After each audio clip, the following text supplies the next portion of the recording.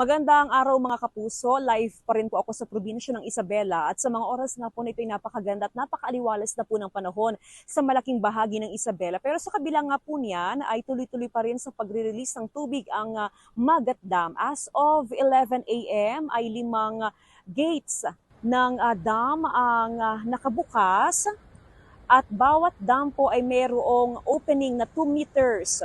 Ayon po sa otoridad, sa unti-unting pagbuti ng panahon ay asahan daw na sa mga susunod po na oras ay mabawasan na yung mga gates na naka-open. Sa ngayon mga kapuso ay tuloy-tuloy pa rin sa clearing operation ang ilang LGUs dito po sa probinsya ng Isabela. Ganun din po yung restoration sa supply ng kuryente ay tuloy-tuloy din po na isinasagawa sa iba't ibang mga bayan. Doon po sa mga overflow bridges na kahapon na hindi madaanan, as of 11 a.m. po ay possible na ang ilan sa mga tulay na binaha kahapon o inabot po ng baha kahapon.